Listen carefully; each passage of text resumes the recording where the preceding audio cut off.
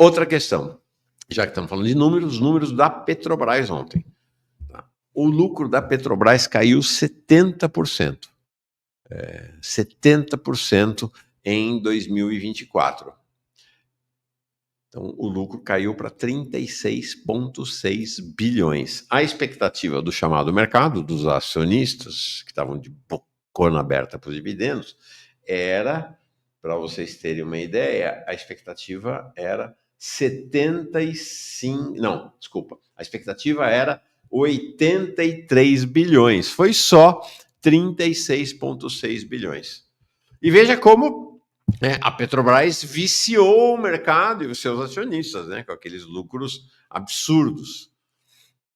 A alegação da Petrobras para esta queda no lucro é uma alegação dupla, de que tem um problema cambial, porque as dívidas da Petrobras são todas elas em dólar, e com a alta do dólar você teve, então, uma redução do lucro. Mas é uma redução contábil. Você teve a redução. E, por outro lado, a Petrobras está acelerando investimentos. Então, com isso também, obviamente, reduz o lucro. Esse é o mercado, essa é a burguesia. Essas são essas aves de rapina do capitalismo, né? Todas elas. Então, assim, não pode investir. Eles querem tudo, querem arrancar tudo. Eles querem deixar o osso da Petrobras. Querem deixar o osso da Petrobras, né? E o governo Lula agora deu um sinalzinho de que talvez, olha, vamos negociar, não vamos deixar o osso, deixa umas pelezinhas, deixa um pouquinho de carne também, né? Mas não, eles querem o osso. Aí jogaram a ação da Petrobras lá para baixo. A ação desabou ontem por conta deste anúncio, né? Então, eles vão ser obrigados a ficar satisfeitos só com 9,1 bilhões de dividendos distribuídos. Então, essa é a evolução do lucro líquido da Petrobras no governo Lula. É um lucro muito grande. A primeira vez, segunda vez, né? No segundo trimestre de 2024 tinha tido uma pequena queda e agora uma queda maior. O prejuízo foi de 17 bilhões no último trimestre, né?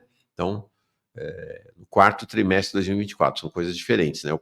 O trimestre e o ano. No ano, foi um lucro de 36,6 bilhões, tá? Então, este é o cenário da Petrobras. E aí, enquanto isto, né, o presidente Lula criticando lenga-lenga do IBAMA, dizendo que o IBAMA parece atuar contra o governo. Um negócio incrível, né? Falar isso sobre um organismo do Estado brasileiro. Né? O ataque ao IBAMA prossegue em todas as frentes do governo, né? Esse aí, o delegado Alexandre Silveira, não para de atacar o IBAMA, Rui Costa também não para de atacar o IBAMA. O governo exige que o IBAMA aprove o início imediato da exploração de petróleo na margem equatorial, na Foz do Amazonas, próxima à Foz do Amazonas. E já se fala de demissão, tá, do presidente do IBAMA. Tem até uma conversa, olha só, tem até uma conversa de tirar o Rodrigo Agostinho e ir para lá o Márcio Macedo, que é um dos maiores puxa-saco da República nesse atual momento. Então vocês imaginam o que seria o Márcio Macedo chega lá, antes de entrar na sede do IBAMA, no carro ainda ele já assina a liberação da exploração, tá? E o que acontece? Ontem saiu uma notícia, tá? Então essa é a margem equatorial, e aqui tem um aspecto interessante que vale a pena olhar, ó. Vocês estão vendo que onde está concentrada os maiores campos imaginados, pensados? Na região do Amapá. Está entendendo, gente? Porque eu já falei aqui, tem petróleo para dedéu lá em Pelotas. Em Pelotas, na região de Pelotas, tem mais petróleo do que todas as reservas brasileiras hoje. Então é mais do que na margem equatorial. Para essa conversa fiada de que, olha, em 30 anos acaba o pré-sal e precisa ter outra reserva, já tem, é Pelotas. Porque também vamos combinar o seguinte, né? Então Pelotas dura mais 30, talvez em tese até mais, porque a tendência é você ter um decréscimo na utilização do petróleo. E vamos combinar, né? Se em 60 anos a exploração se o petróleo não deixar de ser usado como principal fonte de energia do planeta, acabou, né? A vida humana já terá acabado, né? Este é o cenário. Mas aí, então não é só a questão estratégica, como eles dizem. Não é só o nacionalismo, né? Essa patriotada de boné, né? Como eles dizem. Porque tem a reserva lá de Pelotas, né? Que já está sendo mobilizada, já está sendo usada, já foi licitada. Já marcaram a licitação lá na margem equatorial, mesmo sem autorização. Agora, olha ali, ó. É no Amapá. É no Amapá que estão as maiores reservas. Então, tem um outro aspecto que não tem nada a ver com a energia, ou pelo menos não tem nada a ver com a energia como a gente conhece. Tem a ver com outra energia amorosa, né? Então, é energia amorosa. Você vê, esse olhar é um olhar de amor genuíno, né, entre o Lula e o Alcolumbre, né? Como a gente viu, o abraço de amor genuíno ontem entre Lula e Tarcísio. A grande questão deste amor desinteressado entre os dois é que, como as reservas estão concentradas lá no litoral do Amapá, tem uma expectativa, tem na mesa, além das reservas, estima-se em 56 bilhões de reais em royalties. Tá na mesa, tá no pano verde ali, né, no jogo. E aí, o Alcolumbre é o vice-rei do Amapá. Então, esses 56 bi irão, a imensa maioria, deve mais de 45 bi só para o Amapá, vão para o bolso do esquema do Alcolumbre lá, né? Da turma do Alcolumbre. E o Alcolumbre, gente, o Lira, brincadeira de criança, o Lira perto do Alcolumbre. O Alcolumbre é o rei do orçamento secreto no Congresso Nacional. E para vocês terem uma ideia, o maior contrato de orçamento secreto do Alcolumbre, sabe para qual empresa foi? Lá no Amapá? Pro suplente dele de Senado. É isso, para a empreiteira do suplente dele de Senado. Então, como dá para ver, este amor desinteressado tem grandes interesses. O acordo é, Alcolumbre, eu te dou a margem equatorial e você me dá tranquilidade nos últimos 2 anos do governo, né, para não ter problema, não ter as coisas de impeachment, não ter votação contra. Então, com isso, né, a custa ali de uns 40 bilhões, mais ou menos, o Alcolumbre vira back, né, vira zagueiro do governo Lula lá no Senado Federal. Ontem saiu a informação de que técnicos do IBAMA recomendaram negar a autorização para a Petrobras perfurar a área. A decisão não é definitiva. Ontem, os progressistas, né, e os membros do governo estavam enfurecidos com o Rodrigo Agostinho, garantindo que ele não dura mais 15 dias no IBAMA, se isso de fato acontecer, se ele não se contrapuser a isto. Para falar sobre esse assunto, eu convidei, e para nós é uma grande, grande alegria, estar a Sueli Araújo. Vamos entrevistar, vamos conversar com a Sueli Araújo. Ela hoje é coordenadora de políticas públicas no Observatório do Clima. Foi presidenta do IBAMA entre 2016 e 2018. Duas pessoas que eu conheço que trabalham no IBAMA dizem nunca teve ninguém como a Sueli Araújo aqui no IBAMA. Foi uma presença que marcou história lá. Então, e ela sabe tudo desse tema, né? Sabe tudo desse tema. Então, é a pessoa certa para a gente conversar, né? Tem outros, né, tipo o delegado Alexandre Silveira, que sabem tudo deste tema, mas sob outro ângulo, né? Sob outro aspecto. Tá? Sueli Araújo, bem-vinda! Que bom que você está aqui. Bom estar aqui de novo, Mauro. Muito bem-vindo.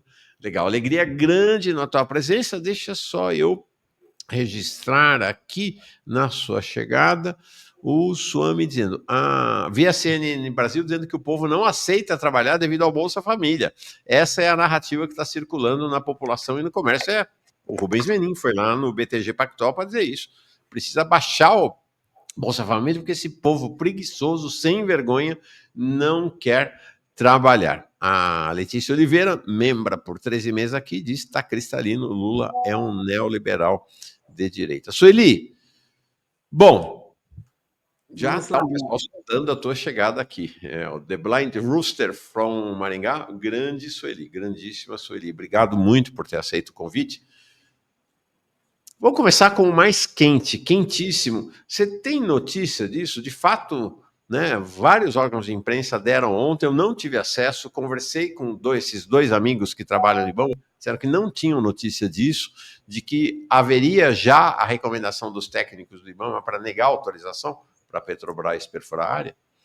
Bom, ontem a notícia que circulou foi que saiu um parecer recomendando a rejeição, na verdade, pela terceira vez. Os técnicos recomendaram no começo de um ano e pouco atrás, quando o Rodrigo deu a primeira rejeição, e depois, no segundo semestre do ano passado, fizeram um parecer assinado por 26 técnicos, recomendando pela segunda vez, né? E a informação que se tem é que ontem, na verdade, anteontem, teria sido assinado um parecer pelos técnicos, consolidando que a Petrobras realmente não tinha conseguido comprovar aí a viabilidade da perfuração nas condições necessárias. Agora, qual é o problema, Mauro? Ninguém teve acesso a esse parecer, ninguém. Até onde se percebe das matérias que saíram, os jornais tiveram acesso aos relatos, mas não ao documento em si. Esses processos de licenciamento são todos públicos, né? Basta, qualquer pessoa pode pedir o link para acesso. Só que a documentação mais recente, ela não está aberta. Isso não tem nada de errado, não. Muitas vezes, quando a equipe está preparando ainda, ou ainda as chefias não olharam, você mantém no sistema aberto só para quem está mexendo no processo. Então, nem os outros servidores do IBAMA conseguem ler. Por isso que esses meus amigos lá não tinham informação. Eu considero normal. Provavelmente eles vão abrir quando o coordenador de área já der ok, ou quando a diretora de licenciamento der ok. Então, os técnicos fazem o parecer, passa por duas coordenações e pela diretora de licenciamento antes de chegar no computador do presidente do IBAMA. Acredito que está exatamente nessa fase. Seria muito estranho esse parecer não existir e ter gerado toda a movimentação de ontem. Acredito que existe, sim. Nós não sabemos, são os termos, né? O que os técnicos escreveram dessa vez. Basicamente, deve ter sido que a Petrobras não conseguiu comprovar a viabilidade. A Petrobras, na verdade, ela é a grande culpada, na minha opinião, pela demora nesse processo, porque o IBAMA deu muitas chances para ela complementar dados, para ajustar o projeto, para esclarecer, o processo é cheio de chances, né? E até agora, a Petrobras, que sabe tirar licença do IBAMA, tudo que a Petrobras já fez no mar, ou faz, teve licença do IBAMA. Então, ela é uma das grandes clientes, entre aspas, da autarquia. Ela recebe autorizações e licenças toda hora. Então, mas nesse processo específico, ela tem tido dificuldade de comprovar que ela vai fazer com segurança. Então, Sueli, não tem nem lenga-lenga, nem ação contra o Brasil, nem má vontade com o Alexandre Silveira, porque ele é delegado de polícia. Não tem nada disso. De forma alguma, Mauro. O IBAMA já deu na história licenças iguais a essa. É uma licença de perfuração, ainda não é produção. É importante o pessoal entender. Nós temos 3 fases: a pesquisa sísmica, a perfuração e a produção. Tudo no IBAMA, né? As autorizações e licenças no offshore é tudo IBAMA. Igualzinho essa licença, perfuração no offshore, o IBAMA já deu mais de 2.000. 2.000? 2.000. E ele nega uma, o mundo caiu, ele virou inimigo do país e coisas parecidas. Mauro, eu neguei em 2018, num processo único, unificado para a Total, 5 licenças de perfuração lá do lado do Bloco 59, mas é bem pertinho mesmo, né? Mauro, eu nem saí no jornal, eu vou ser bem sincero. Tá? Não. Não. Não teve pressão? Você foi ameaçada de demissão? Não, não. É porque o IBAMA, ele, na grande maioria, na quase totalidade dos casos, ele diz sim. Mas de vez em quando o empreendimento não está correndo bem no processo. No petróleo, na perfuração, o principal elemento é a segurança em caso de eventuais acidentes. É isso que pega nesse processo. A bacia sedimentar da Foz do Amazonas, naquele ponto ali do Bloco 59, tem correntes fortíssimas, fortíssimas mesmo. Em menos de umas 10 horas, cerca de 10 horas, em caso de vazamento, o óleo já estaria em águas da Guiana Francesa. As condições de gerenciamento de acidentes lá são muito complicadas e as petroleiras têm que mostrar que conseguem lidar com isso. Essa é a essência. Foi por isso que eu neguei a licença da Total em 2018. Na época, a Total pediu reconsideração e eu neguei novamente. Ela pediu para a mesma área? Para a mesma área, para a mesma área. E a Petrobras adquiriu esses 5 blocos que eu neguei para a Total. Hoje, quem controla é a Petrobras e está relicenciando. Tá. Na bacia sedimentar da Foz do Amazonas, tem 9 áreas em concessão, nenhuma em produção. A que está com licenciamento mais avançado é o Bloco 59. Por isso que ele ficou tão importante, porque ele vai ser o pioneiro, né?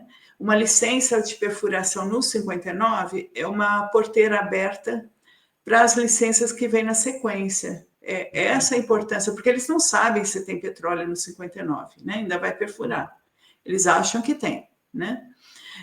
Ali onde aparece o Amapá Águas Profundas, sim. O 59 eu acho que é o mais em cima e à esquerda, e os 5 blocos que eu neguei são os outros que estão pintados aí em amarelo e branquinho. Né? É o mais em cima à esquerda, porque é o mais próximo da Guiana Francesa, onde está tendo exploração, então onde imagina-se que com certeza vai ter petróleo ali, né? Essa é a tese, né? Mauro, sabe que na Guiana Francesa não tem exploração, o pessoal fala genericamente como Guianas, como se tivesse exploração.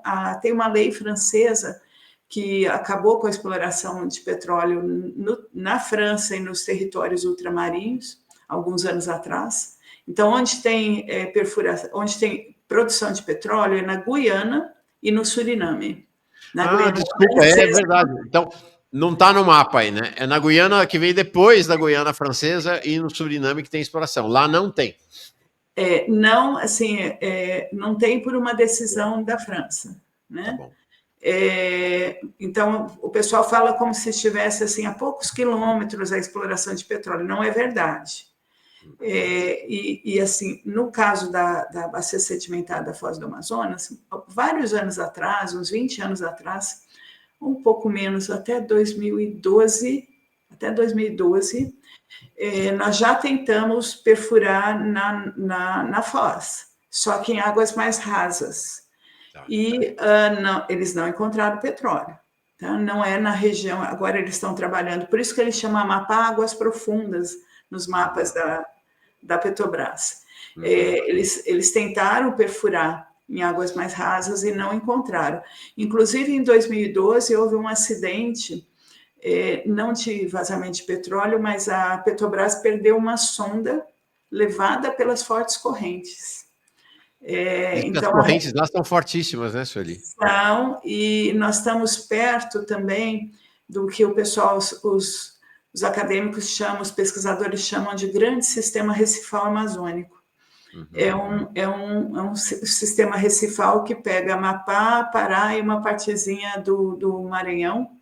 É um sistema recifal muito pouco estudado pelo Brasil ainda.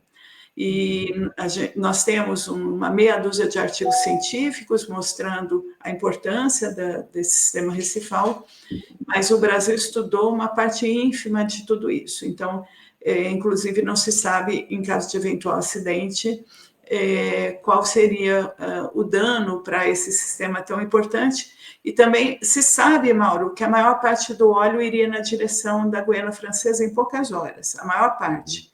Mas há dúvidas sobre o que retornaria para a nossa costa, né? Não que ir para a Guiana Francesa resolva, né?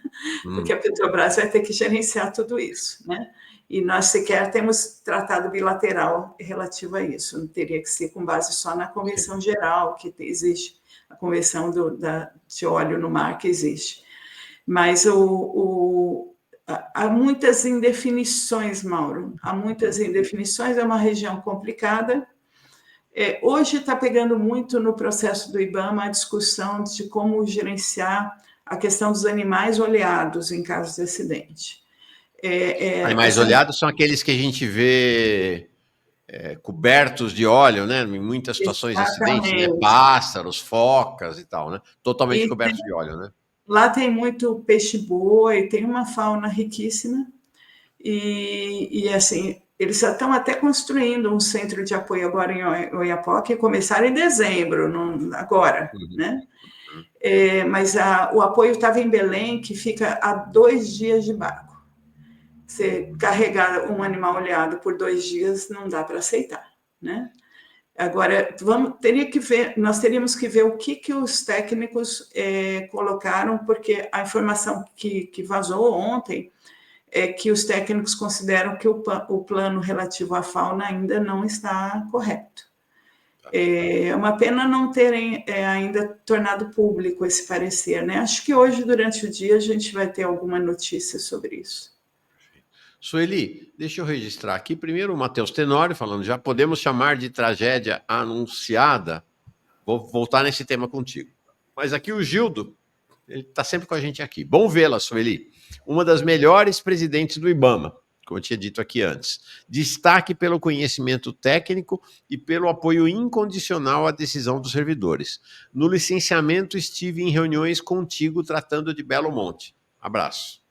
Belo Monte tinha reunião toda hora, tinha um problema por dia para resolver em Belo Monte. Você sofreu esse tipo de pressão política que o Rodrigo Agostinho está tendo, esse assédio público, essa coisa agressiva que está sofrendo o Rodrigo? Eu tinha um apoio que eu realmente tenho que reconhecer publicamente, um apoio muito grande do ministro Sarney Filho. Eu tinha trabalhado, eu sou consultora legislativa da Câmara dos Deputados de carreira, né, aposentada, passei 3 décadas lá redigindo legislação ambiental. E tinha, como o ex-ministro Sarney Filho coordenava, desde sempre à frente ambientalista, a gente tinha uma proximidade grande. Então, esse tipo de pressão, ela existe, mas, assim, nos casos mais polêmicos, eu neguei a licença da hidrelétrica de São Luís do Tapajós, é quase uma Belo Monte da vida. Tá. E não caí da presidência do IBAMA por causa disso, né? Então, nesse tipo de situação mais polêmica, o ministro, em todas as vezes que ocorreu, ele estava comigo. Mas a pressão política, ela existe, Mauro.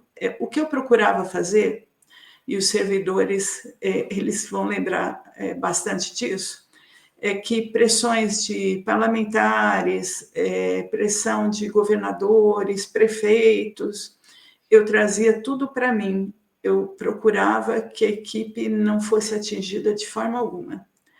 Em geral, eu realizava reuniões de porta aberta com quem me pedisse. Eu assim, não de formação de graduação, mas em mestrado, doutorado, eu fiz ciência política. Então, eu tenho treino para essas coisas, Mauro. Então, eu recebia pessoalmente. Tinha uma lista enorme de políticos que me procuravam, eu marcava a reunião, explicava o que estava acontecendo e procurava ser transparente. Agora, nunca prometi o que a licença ia sair ou deixar de sair. Assim, a equipe tem que ser preservada e ter plena autonomia para fazer a sugestão quer dizer, chegar à conclusão que ela precisa chegar. A manifestação da equipe é sempre uma sugestão para o presidente. É o presidente do IBAMA que assina todas as licenças, no caso do IBAMA, 100%. Né? O presidente, ele pode discordar da equipe, desde que ele fundamente. Né? Ele pode também, e eu nunca discordei da equipe, pelo menos não me lembro disso, mas eu algumas vezes coloquei condicionantes a mais ou ajustei uma condicionante ou outra na licença. O que é condicionante? A licença não é só um sim ou não. Ela vem junto da licença sempre uma lista de requisitos. Uhum. Seja para elaboração do projeto executivo, quando você dá a licença prévia, você fala é viável, mas para detalhar o projeto, tome conta disso, né? Seja para instalação, seja da operação. Em qualquer fase, a licença vem com condicionantes. Algumas vezes eu ajustei condicionantes ou os termos da licença, mas, assim, e contra a equipe, eu realmente não me lembro, eu assinei milhares de licenças e eu não me lembro de ter feito isso nenhuma vez. Agora, é importante que as pessoas entendam que tem hora que o licenciador tem que dizer não. Assim, né? O IBAMA, no seu histórico, a quantidade de licenças que saem por ano é grande, são sempre empreendimentos complexos, né? Nos órgãos ambientais estaduais, muitas vezes as licenças são de empreendimentos mais corriqueiros, mais simples. No caso do IBAMA, é tudo polêmico, quase, né? Tudo isso pode gerar polêmica política, né? Pode gerar até divergências de opinião técnica. Mas, em geral, o IBAMA concede as licenças com uma série de requisitos, mas concede a licença. Quando ele fala não, é que a questão está muito problemática, e tem hora que é não, né? Seu empreendedor pega seu dinheiro e vai fazer isso 500 quilômetros para o norte, para o sul, aqui não dá, né? Aqui não dá. Essa é um pouco... Eu acho que no caso da bacia sedimentar da Foz, como não existe uma avaliação ambiental de área sedimentar, é um estudo regionalizado que deveria ser feito antes da oferta pública. Ele é previsto por portaria desde 2012, uma portaria do Ministério das Minas e Energia, em conjunto com o Ministério do Meio Ambiente. Você teria que pegar cada bacia sedimentar, e o governo, não são as petroleiras. O governo deveria pegar cada bacia sedimentar e delimitar as áreas passíveis de produção, aptas à produção de petróleo, não aptas, e as áreas em moratória, que ficam para estudos futuros. O governo não faz esse estudo, Mauro. Inclusive, no processo do Bloco 59, os técnicos do IBAMA várias vezes colocaram que a região precisaria de um estudo desses. Na verdade, todas as 5 bacias da margem equatorial são 5 bacias sedimentares, a Foz do Amazonas, Pará, Maranhão, Barreirinhas, Ceará e Potiguar. Em todas elas, os técnicos entendem como é uma nova área de exploração, uma nova fronteira, são novas fronteiras que estão sendo abertas. Os técnicos demandam que o governo faça essa avaliação regionalizada. O governo praticamente ignora, todos os governos, tá, Mauro? Não é só o governo atual, não. Todos os governos ignoram a avaliação ambiental de área sedimentar. Tem dois casos só em que ela foi feita em toda a nossa costa. Na verdade, um onshore e o outro offshore. O restante ignora. E quando ignora, bota para leilão público e depois tem problemas no licenciamento e não sabe por quê. Porque, né? Então, se corta uma etapa prévia, querendo agilidade, e a argumentação é de que ela não é legalmente obrigatória. Realmente, o Supremo já disse que não é. Mas ela é importante tecnicamente. A discussão não é uma questão jurídica. A questão é pegar uma nova área de exploração e entender melhor essa área antes de fazer a oferta pública. Essa é uma omissão, assim, no caso brasileiro, eu acho histórica, desde 2012. E poderia, se não garantir, assim, acho que poderia pelo menos reduzir muito qualquer polêmica em licenciamento. Porque você já estaria trabalhando com áreas que, em princípio, foram consideradas aptas à produção de petróleo. Sueli, uma característica crucial do negacionismo é a recusa ao reconhecimento do conhecimento científico, né? É desconsiderar praticamente o conhecimento científico, essa é uma característica. Então, eu fico olhando você falando, eu fico, que loucura, nós estamos vivendo, né, um tempo de aprofundamento do negacionismo, né, tanto lá nos Estados Unidos como aqui no Brasil. Por quê? Você vai explorar uma região, ou você vai explorar petróleo numa região, você vai fazer qualquer atividade numa economia, numa região. Me parece que um pressuposto é conhecer essa região. Então, e o que você está me dizendo é que você tem 5 bacias sedimentares, desculpa. Você tem essa ampla região de corais que são desconhecidas pelo governo e pela ciência brasileira, inclusive, pelo menos de maneira mais aprofundada. E o governo quer atropelar o conhecimento científico e sair explorando de qualquer jeito. É negacionismo, Sueli, desculpa, mas não tem outra palavra para isso. Né? No caso da bacia sedimentar da Foz, Mauro, ela é tida como prioritária como nova fronteira. Só no leilão agora de 17 de junho da Agência Nacional de Petróleo, tem 47 novos blocos na Foz. Nossa. Então, essa pressão toda também tem a ver com leilão, na minha opinião. Porque se essa licença não sair até lá, vai gerar desinteresse por esses 47 blocos. Uhum. Então, o bloco 59 com licença é como se fosse uma porteira aberta para gerar interesse das petroleiras nesse próximo leilão. Um dos argumentos do governo, o presidente Lula repete esse argumento a toda hora, é de que vocês não tem nada a ver com a Foz. Né? A área está, quanto eles falam? 250 quilômetros da Foz? Mais que isso. Mais que isso, né? Acho que chega a falar em 500 quilômetros da Foz. Né? Ah, não, tá a 500 quilômetros da Foz, esse pessoal do IBAMA não entende nada, tá longe pra cacete, não tem motivo nenhum. Explica um pouco essa questão da Foz e da distância e se tem risco ou não tem. Que parece que é uma questão central no discurso deles, né? Uma coisa é a Foz do Rio, né?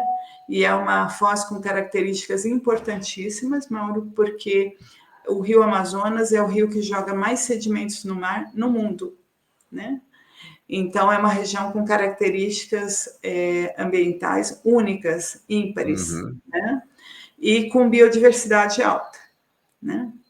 Mas são 2 nomes, é o mesmo nome para 2 coisas distintas. Nós temos a Foz do Rio Amazonas e temos a bacia sedimentar da Foz do Amazonas. A exploração é na bacia sedimentar, na região geológica, que tem esse nome, Foz do Amazonas. Então, ela é 100% na bacia sedimentar da Foz do Amazonas.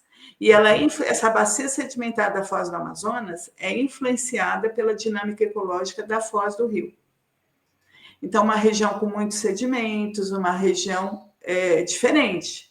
Ela tem influência da Foz do Rio, mas o nome está absolutamente correto. É a denominação oficial da bacia sedimentar. Então, há uma mistura nas narrativas, não tem nada de errado em chamar Foz. É Foz, é a bacia sedimentar da Foz, uma das 5 bacias da margem equatorial. Exatamente, e as 5 bacias da margem equatorial são mal estudadas, Mauro. No leilão agora de 17 de junho, tem 17 blocos na bacia Potiguar, também na margem equatorial, lá na frente do Rio Grande do Norte. Entre esses blocos, tem alguns que estão, só outro exemplo, que estão assim, na cadeia de montes submarinos de Fernando de Noronha. Não é um arquipélago, é o nome da cadeia de montes. Aliás, é também preocupante, esses 17 blocos também preocupam muita gente. O próprio Ministério do Meio Ambiente já se manifestou com preocupação sobre esses blocos, né? Esses blocos que estão na cadeia de montes submarinos de Fernando de Noronha, porque é uma continuação geológica do arquipélago e do atol das Rocas. Tem peixe para todo lado. É um corredor de peixes, né? E nesse leilão de 17 de junho tem blocos que afetariam essa cadeia de montes submarinos. Então, esse leilão ele está quente do ponto de vista de arrumar rolos ecológicos, Mauro. Então, na margem equatorial tem tanto na Foz do Amazonas quanto em Potiguar. Tem também na Bacia de Pelotas, Mauro. Você fez uma referência correta no seu programa há pouco. A Bacia de Pelotas ela ainda é uma nova fronteira, não há produção de petróleo lá. Mas a exploração já começou, né? Foi licitado, pelo menos, né? foi licitada. No último leilão de 2023, a própria Petrobras adquiriu blocos lá. E é uma grande aposta aí das petroleiras, porque quando os continentes estavam unificados na história do planeta Terra, o Rio Grande do Sul estava junto com a Namíbia, e lá tem petróleo. Eles acham que são as mesmas condições geológicas. E, Mauro, não que não possa haver exploração lá em Pelotas, eu não estou afirmando isso, mas deveria ser realizada também uma avaliação ambiental de área sedimentar, porque ela não está mapeada com esse olhar ambiental, e é uma região com muitas espécies de peixe, mas e muitos cetáceos, tem muita baleia. Uhum. E, então, assim, no mínimo, já que a opção é essa exploração em Pelotas, no mínimo já deveriam estar fazendo uma avaliação ambiental de área sedimentar. Também não tem lá. Não tem. No leilão agora de 17 de junho tem 34 blocos em Pelotas. Eu acho que é a principal aposta do Brasil em termos de quantidade de petróleo. É a principal aposta. A Pelotas, né? Essa, inclusive, é uma coisa que a própria ANP já sugeriu ao governo de falar, deixa a margem equatorial para lá e concentre-se em Pelotas, porque a reserva em Pelotas é maior do que na margem equatorial.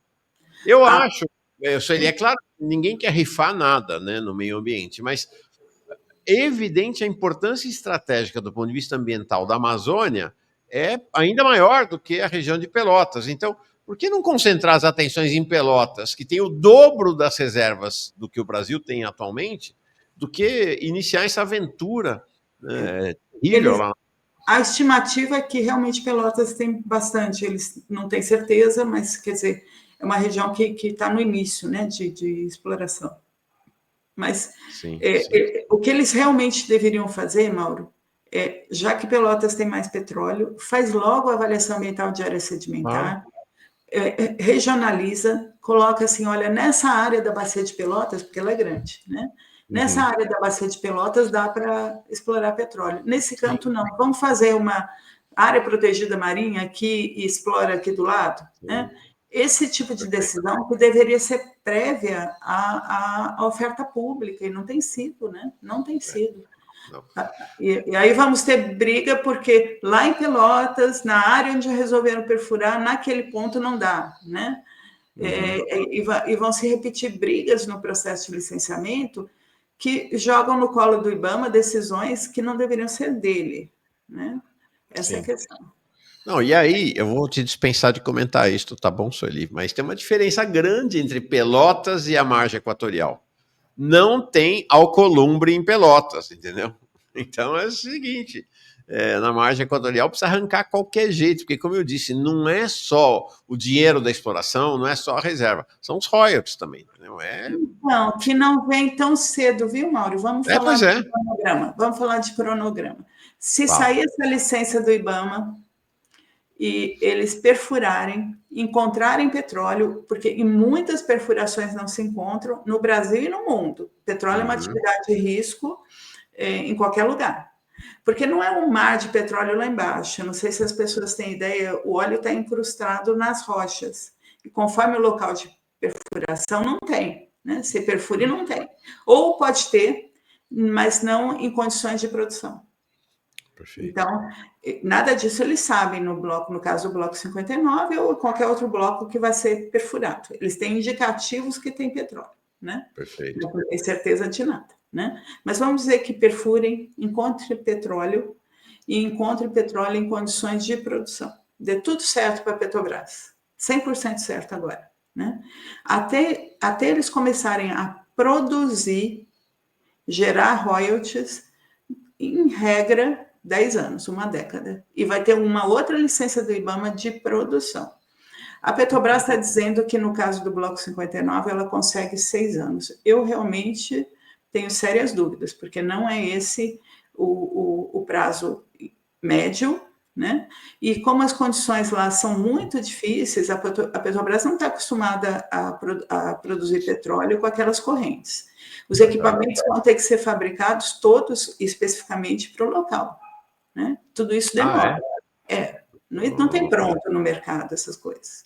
É feito pelo local. Passa por um licenciamento do IBAMA voltado à produção. Tá? Mas então, eu acredito que não vem dinheiro dos royalties, Mauro, em menos de uma década. Sim. Essa é a questão.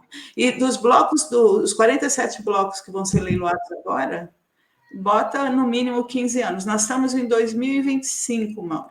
Botar 15 para os novos blocos, 47. Vamos falar que dá tudo certo para esses blocos. 15 anos, 2040. Imagina a crise climática chegando. Ainda usam a justificativa que é dinheiro para a transição energética. Se a transição energética tiver que esperar 15 anos para ganhar dinheiro, nós vamos postar ou cozinhar antes. Né? Então, aí um bloco que começa, uma plataforma que começa a produzir em 2040, vai ter o quê? 30 anos de vida útil. Em 2070, a gente vai ficar produzindo um monte de petróleo. Até quando, Mauro? Até quando? Se em 2070 o planeta ainda tiver tendo necessidade dramática de petróleo nos níveis atuais, já acabou, né, Sueli? Já acabou. Já era. E se a transição energética tiver que esperar tanto dinheiro, tanto tempo para ter dinheiro, não vai ter transição nenhuma. Não vai ter transição energética, é isso.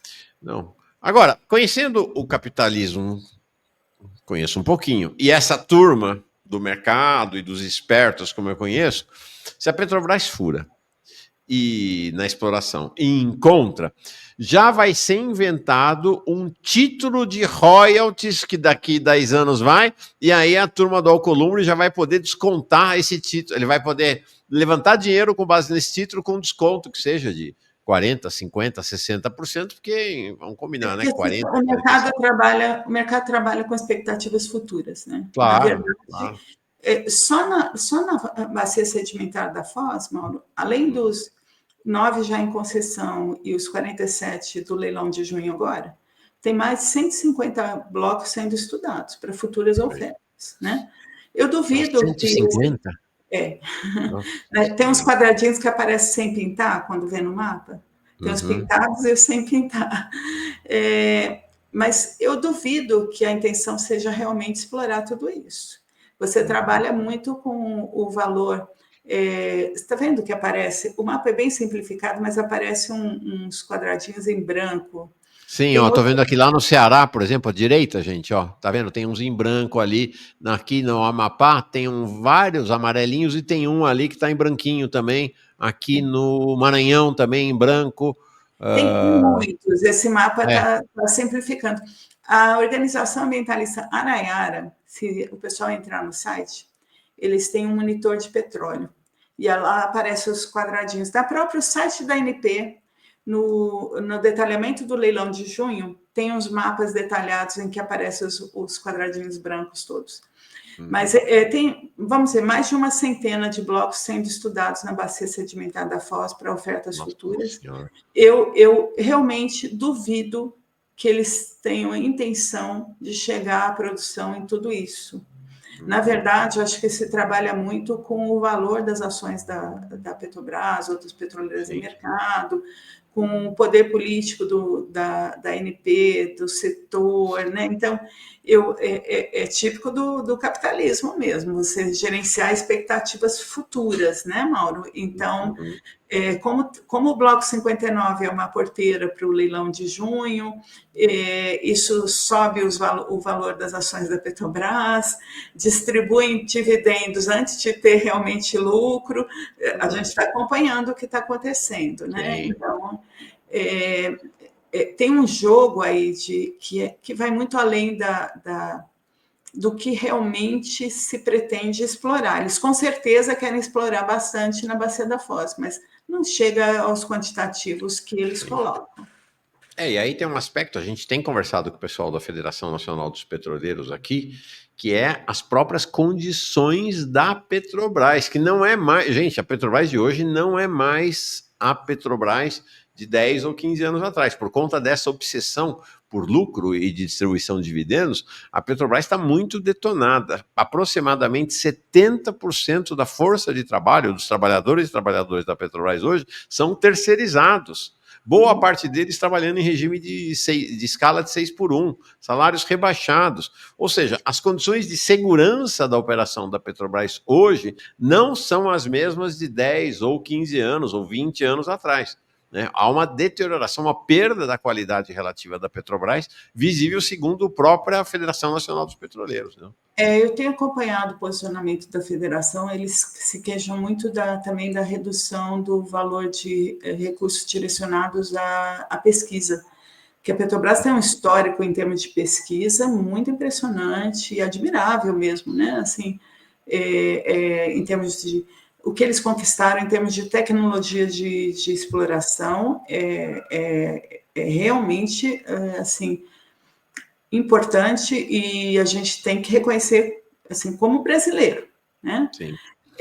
Agora a Petrobras ela tem que entender a crise climática, não pode agir como se o petróleo pudesse ser explorado para todo sempre, né? A crise climática já chegou, 2024 foi o ano mais quente da história, 2025 parece que vai na mesma toada. Né? Janeiro já foi, né? O janeiro mais quente da história, né? Então, assim, os combustíveis fósseis, eles são o grande vilão do aquecimento do planeta. No Brasil, as maiores emissões são do desmatamento, 46%. Isso não significa que nós possamos pegar um setor de energia e carbonizar o setor de energia em plena crise climática. Mesmo que esse petróleo todo vá ser exportado, Mauro, ele vai queimar em algum lugar. E não existe petróleo sustentável. A coisa do petróleo de baixo carbono, isso vem de uma narrativa construída porque a Petrobras ela consegue até bons números em termos de controle de emissões na própria planta da produção e no transporte. Mas 80% ou mais das emissões do combustível fóssil, elas de qualquer combustível fóssil, são geradas na queima. Não existe petróleo sustentável. E o petróleo, os combustíveis fósseis, são o grande vilão do aquecimento global. As pessoas têm que entender e a Petrobras tem que entender isso. O planeta não tem orçamento de carbono mais para gastar. Né? Essa é a questão. Então, e a Petrobras, ela já teve investimentos maiores em novas fontes de energia. Isso está voltando atrás, né? Eles estão caminhando cada vez mais com essa olhar de petroleira total, né? Não tem como continuar assim. Não é só a Petrobras, o mundo, esse problema está ocorrendo entre os países, mas a gente tem que questionar. A Petrobras tem que se transformar numa empresa de energia. A transformação parou, né? Voltou atrás, é o que você está falando, né? A gente olha 5 anos atrás, no começo desse governo Lula, era a ideia, né? Petrobras não é mais uma petroleira, é uma empresa de energia. Isso acabou, a caput, está encerrado. O delegado Alexandre Silveira, atual ministro das Minas e Energia, ele diz isso. A Petrobras o Brasil será o 4º maior produtor de petróleo do planeta. Esse é o objetivo da Petrobras e do governo brasileiro. Não tem energia, não tem transição energética, esquece. Chegaram, Mauro, a falar que o Brasil vai ser o the last oil producer standing. No meio da crise climática, o último ainda, quando ninguém estiver produzindo petróleo, estamos lá, o Brasil produzindo. Olha a doideira. Falaram isso num evento internacional. Então, e o Brasil, é importante porque as pessoas acham que o Brasil é um país pobre, pequenininho, deixa a gente explorar petróleo. Gente, primeiro, nós estamos entre as grandes economias do mundo. Temos uma desigualdade de renda enorme, um problema social enorme, mas estamos entre as grandes economias do mundo, né? E nós somos hoje o 8º maior produtor de petróleo do mundo. Nós produzimos mais de 3.400.000 barris por dia, né? E o pessoal quer colocar a gente lá junto da Arábia Saudita. Qual é o problema? Até que não tem a ver com o meio ambiente. Nossa produção não é barata, porque ela é em águas profundas, ela não dá para competir com a Arábia Saudita, lá é muito mais barato. Então, se tiver um The Last Oil Producer Standing, não seremos nós. O maior produtor de petróleo hoje são os Estados Unidos, né, que trabalham com óleo extraído de fracking. Isso é péssimo do ponto de vista ambiental. Não, é desastroso, né? Olha, deixa eu mostrar para vocês, para encerrar, a Sueli, só para ilustrar um pouco do que a Sueli falou, está aqui nessa região que você estava se referindo, né? A Foz do Amazonas, né? A Foz do Amazonas, esse ponto preto mais embaixo, é o centro, mas toda essa região é chamada Foz do Amazonas, não é isso? E toda a região geológica, Mauro. É a bacia sedimentar. É todo esse quadradinho pontilhado, dá para ver o pessoal ver direitinho. Tudo isso é Foz do Amazonas, ao contrário do que fala o presidente da República, né? É a bacia sedimentar da Foz do Amazonas, Mauro. Perfeito. E deixa eu mostrar uma outra imagem, que eu acho que é bem relevante também, no que a Sueli nos falou, que é aqui, ó, os recifes, né? Você falou da grande barreira de recifes ali, recifes de corais, desculpa. O sistema ele inclui os corais, a gente chama o grande sistema recifal. Você tem corais, tem rodolitos, que são rochas, você tem algas calcárias, você tem e tudo isso misturado dá uma grande região é um berçário de vida marinha, né, importante, e a gente estudou muito pouco isso, na verdade, muito pouco, e ele tem condições bem peculiares pela influência da própria foz do rio, pela quantidade de sedimentos que o rio joga nessa região. Então, a gente teria que saber todas as implicações de você causar potenciais danos a esse sistema antes de deixar a exploração acontecer. Isso que não ocorreu, né? Porque, inclusive, Mauro, a gente fala como se a costa do Brasil fosse só para petróleo, mas essa região toda da margem equatorial tem um potencial para pesca bilionário também. Tá? É só um exemplo, né? Quer dizer, a única opção para gerar renda não é petróleo, nós temos outras opções. E a região tem esse potencial para a questão dos recursos pesqueiros, que tem que também fazer direito, fazer com um planejamento correto, com controle de estoque, né, com pesquisa, né? Você teria que ter uma atenção igual, porque, na verdade, o petróleo gera dinheiro, ninguém nega isso, Mauro, mas não gera distribuição de renda. Provavelmente a pesca tem um potencial maior nesse sentido, né? A renda do petróleo ela é muito concentrada. Ela vai para o governo e nós temos dificuldades históricas de garantir que isso não fique para fazer caixa, que realmente se gere dinheiro para questões sociais. O Tribunal de Contas da União andou publicando auditorias nesse sentido, preocupado com a questão dos recursos do pré-sal, por exemplo, para onde estão indo, né? Isso historicamente, eu não estou falando desse governo especificamente. Sim. Né? Mas nesse governo especificamente, qual é o dinheiro que iria? É os dividendos, né? Então, os dividendos que vão, 36% mais ou menos dos dividendos pagos pela Petrobras vão para a União. Tá? O resto é para os privados, sócios privados, nacionais e estrangeiros. Esses 36%, de fato, estão indo para pagar juros dos títulos da dívida. Não vai para educação, não vai para saúde, não vai para coisa nenhuma. É direto, né, para o bolso dos detentores de títulos da dívida. É muito grave. Então, aí se gera uma expectativa na população, Mauro, que depois não vai ser concretizada, né? E nós temos alguns municípios em que os recursos do petróleo, nos municípios que têm exploração, costeiros que têm exploração há muito tempo, nós temos municípios que souberam aproveitar os recursos, mas nós temos municípios em condições absolutamente condições sociais terríveis, e são produtores de petróleo há décadas, né? Então, assim, não é garantia esse dinheiro todo, quer dizer, o dinheiro vem, mas não tem exatamente resolvido os problemas sociais. Exatamente. Então, essa é uma discussão, eu gosto de separar, Mauro, porque uma coisa é o licenciamento ambiental lá do Bloco 59, na bacia sedimentar da Foz do Amazonas, né? Isso é coisa do IBAMA.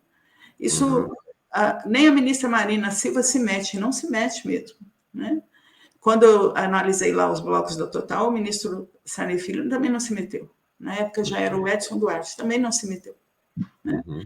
Não cabe recurso da decisão do presidente do IBAMA, nem para a ministra Marina, nem para o presidente da República.